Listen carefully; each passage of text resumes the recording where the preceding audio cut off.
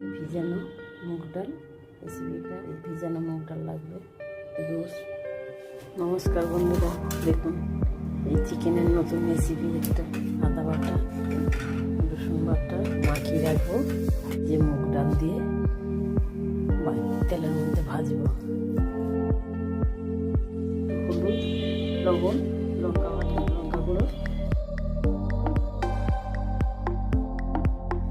দেখুন একটু হলুদ দিলাম, একটু লবণ দিলাম, গুলে নেবো একটু সামান্য জল দিয়ে।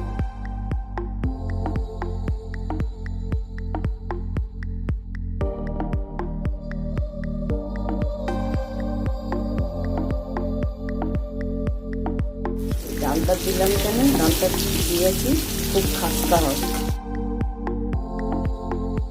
খুব সুন্দর হয়েছে খেতে,